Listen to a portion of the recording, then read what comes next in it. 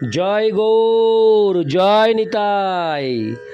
আজ 17ই জুন 2025 ও 2রা আষাঢ় 1432 মঙ্গলবার। আজ আমি চৈতন্য চরিতামৃত পাঠ করছি। আজ আমি পাঠ করছি শ্রী চৈতন্য চরিতামৃতের মধ্যলীলা প্রথম খণ্ড, চতুর্থ পরিচ্ছেদ, শ্রীল মাধবেন্দ্র পুরীর ভগবদ্ ভক্তির শ্লোক 103 থেকে 118। নারায়ণ হে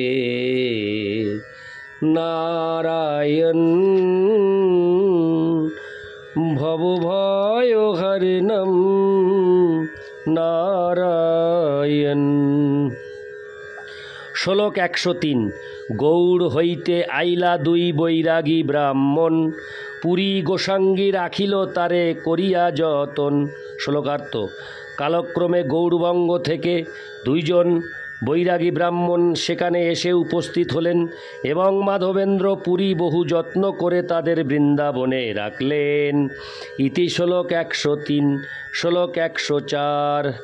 সেই দুই শিষ্য করি সেবা সমর্পিল, রাজ সেবা হয় পুরীর আনন্দ বাড়িল। শ্লোকার্থ।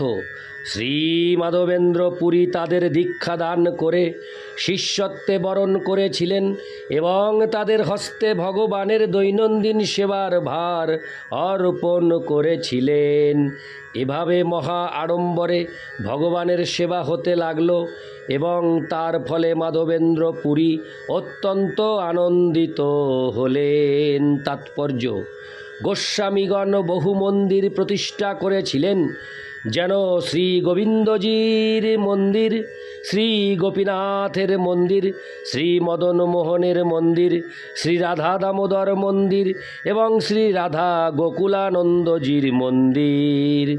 গোস্বামীগণ তাদের শিষ্যদের উপর সেই সমস্ত মন্দিরের সেবা পূজার ভার অর্পণ করেছিলেন।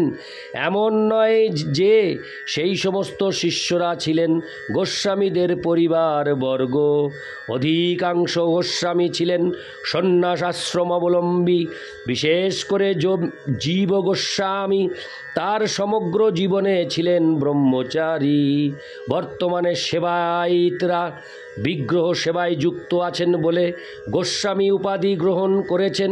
এখন সেবায়িতরা বংশানুক্রমে মন্দিরের মালিকানা দখল করে বসে আছেন।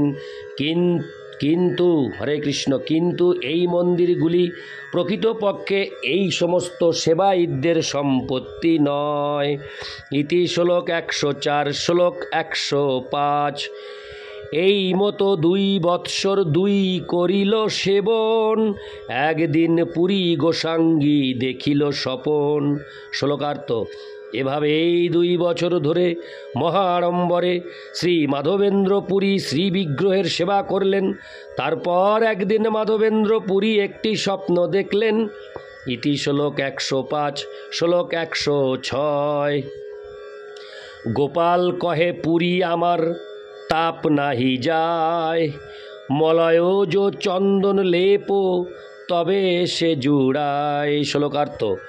স্বপ্নে মাধবেন্দ্র পুরী দেখলেন যে গোপাল তাকে বলছেন, আমার শরীরের তাপ জুড়াচ্ছে না, মলয় প্রদেশ থেকে চন্দন নিয়ে এসো এবং তা ঘষে আমার অঙ্গে লেপন করো, তাহলে আমার তাপ জুড়াবে। তাৎপর্য: গোপাল বিগ্রহ বহু বছর জঙ্গলে মাটির নিচে চাপা পড়েছিল এবং তাকে অভিষেক করার সময় হাজার হাজার ঘড়ার বড় কলসির জল দিয়ে স্নান করানো হলেও তিনি তখনও তাপ অনুভব করছিলেন। তাই তিনি শ্রী মাধবেন্দ্র পুরীকে বলেছিলেন মলয় প্রদেশ থেকে চন্দন নিয়ে আসার জন্য। মলয় দেশ বা মালাবার দেশ পশ্চিম ঘাট গিরিকুঞ্জের দক্ষিণ ভাগ নীলগিরি, কেউ কেউ কেউ মলয় পর্বত বলেন। মলয়োজ শব্দে মলয় দেশে উৎপন্ন চন্দন বোঝানো হয়েছে। কখনো কখনো মালয়েশিয়া দেশকেও মলয় দেশ বলে বর্ণনা করা হয়। পূর্বে এই দেশে চন্দন উৎপাদন হতো, কিন্তু এখন তারা রাবার উৎপাদনকে আরও বেশি লাভজনক বলে মনে করে। যদিও বৈদিক সংস্কৃতি একসময় মালয়েশিয়ায় প্রচলিত ছিল, কিন্তু এখন সেখানকার সমস্ত অধিবাসীরা মুসলমান হয়ে গেছে। মালয়েশিয়া, জাভা ও ইন্দোনেশিয়ায় এখন বৈদিক সংস্কৃতি লোপ পেয়েছে। ইতি শ্লোক 106। শ্লোক 107। মলয়োজ আনো জাঙ্গা নীলাচল হইতে, অন্যে হইতে নহে তুমি চলহ তরিতে। শ্লোকার্থ: জগন্নাথপুরী থেকে মলয়জ চন্দন নিয়ে এসো, সত্বর সেখানে যাও। যেহেতু অন্য কারো দ্বারা এই কাজ সম্ভব নয়, তাই তোমাকেই যেতে হবে। ইতি শ্লোক 107। শ্লোক 108। স্বপ্ন দেখি পুরী গোসাঙ্গীর, হইল প্রেমাবেশ, প্রভু আজ্ঞা পালিবারে গেলা পূর্ব দেশ। শ্লোকার্থ: সেই স্বপ্ন দেখে মাধবেন্দ্র পুরী ভগবৎ প্রেমে আবিষ্ট হলেন এবং ভগবানের নির্দেশ পালন করার জন্য পূর্ব ভারতের অভিমুখে যাত্রা করলেন। ইতি শ্লোক 108। শ্লোক 109। সেবার নির্বন্ধ লোক করিল স্থাপন, আজ্ঞা মাগি গৌড় দেশে করিল গমন। শ্লোকার্থ: যাত্রা করার পূর্বে শ্রী মাধবেন্দ্র পুরী ভগবানের নিয়মিত সেবার সমস্ত ব্যবস্থা করলেন এবং তিনি বিভিন্ন ব্যক্তিকে বিভিন্ন দায়িত্ব অর্পণ করলেন। তারপর শ্রী গোপালের আদেশ নিয়ে তিনি পূর্ব ভারতের অভিমুখে যাত্রা করলেন। ইতি শ্লোক 109। শ্লোক 110। শান্তিপুর আইলা অদ্বৈতাচার্যের ঘরে, পুরীর প্রেম দেখি আচার্য আনন্দ অন্তরে। শ্লোকার্থ: শ্রী মাধবেন্দ্র পুরী যখন শান্তিপুরে অদ্বৈত আচার্য প্রভুর গৃহে এলেন, তখন তিনি শ্রী মাধবেন্দ্র পুরীর ভগবৎ প্রেম দর্শন করে অত্যন্ত আনন্দিত হলেন। ইতি শ্লোক 110। শ্লোক 111। তার ঠাঙ্গি মন্ত্র লইল যতন করিঙ্গা, চলিলা দক্ষিণে পুরী তারে দীক্ষা দিঙ্গা। শ্লোকার্থ: তখন অদ্বৈত আচার্য প্রভু তার কাছে দীক্ষা প্রার্থনা করলেন এবং তাকে দীক্ষা দান করে শ্রী মাধবেন্দ্র পুরী দক্ষিণ দিকে যাত্রা করলেন। তাৎপর্য: এই সম্পর্কে শিল ভক্তি সিদ্ধান্ত সরস্বতী ঠাকুর তার অনুভাষ্যে লিখেছেন যে শ্রী মাধব সম্প্রদায়ের গুরু জ্যোতিরাজ শ্রী মাধবেন্দ্র পুরীর নিকট অদ্বৈত আচার্য প্রভু দীক্ষামন্ত্র গ্রহণ করেছিলেন। শ্রী চৈতন্য মহাপ্রভু বলেছেন, কিবা বিপ্র কিবা ন্যাসী শূদ্র কেনে নয়, যেই কৃষ্ণ তত্ত্ববেত্তা সেই গুরু হয়। একজন ব্যক্তি ব্রাহ্মণ, সন্ন্যাসী, শূদ্র অথবা যাই হোক না কেন, তিনি যদি কৃষ্ণ বিজ্ঞানের তত্ত্ববেত্তা হন, তাহলে তিনি গুরু হতে পারেন। চৈতন্য চরিতামৃত মধ্য 8:128। শ্রীল মানবেন্দ্র পুরীপাদও এই বর্ণনা সমর্থন করেছেন পঞ্চরাত্র মতে। গৃহস্থ ব্রাহ্মণ ব্যতীত দীক্ষাদানে কারো অধিকার নেই।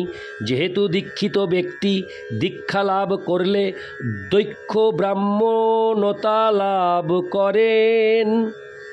সুতরাং অব্রাহ্মণের অপরকে ব্রহ্মণ্য সঞ্চার করবার ক্ষমতা না থাকায় ব্রাহ্মণত্ব স্বতই দীক্ষাদাতার প্রয়োজনীয় গুণ বিশেষ ও আচার্যত্বে অনুসূত।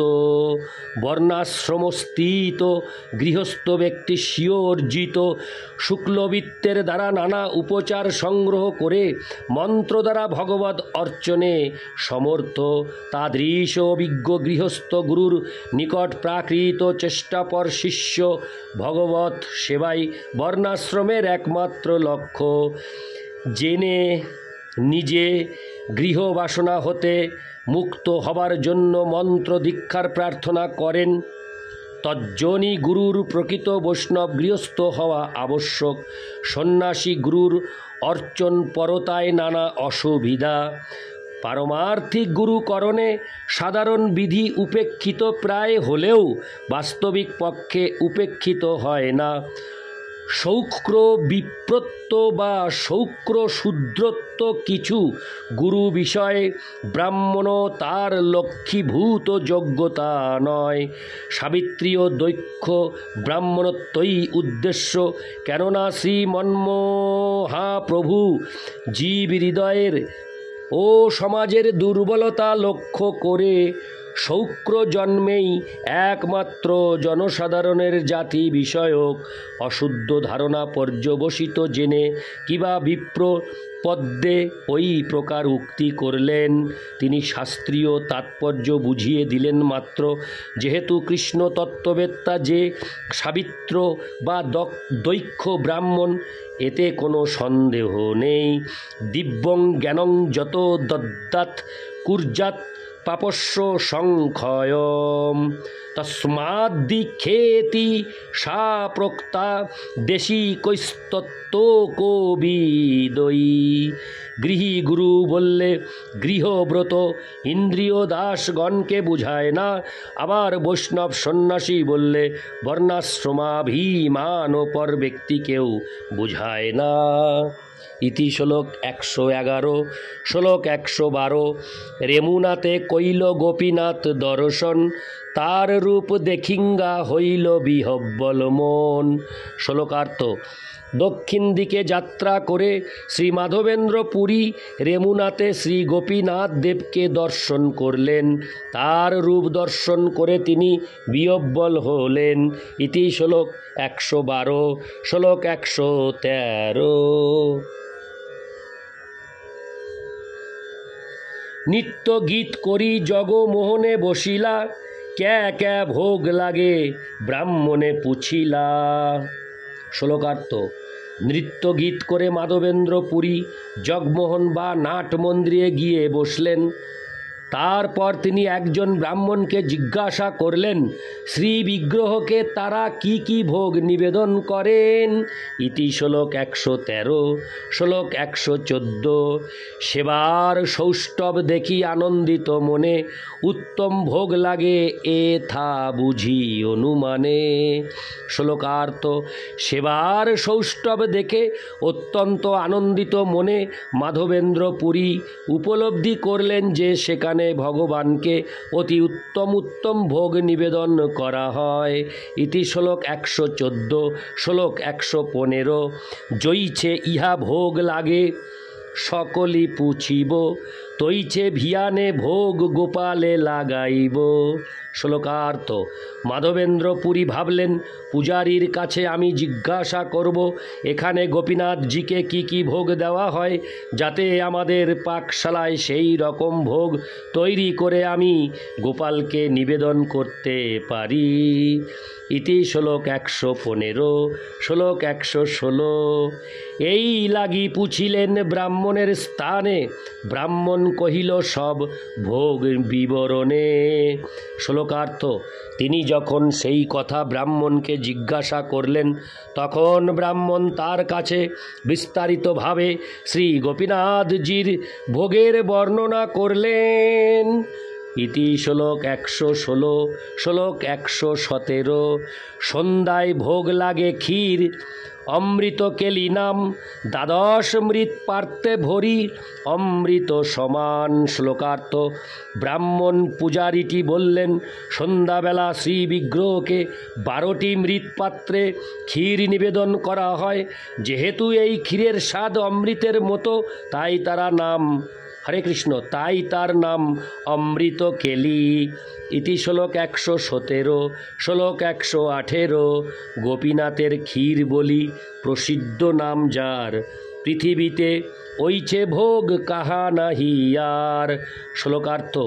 গোপীনাথের ক্ষীর নামে তা প্রসিদ্ধ, পৃথিবীতে আর কোথাও এই রকম ভোগ নিবেদন করা হয় না।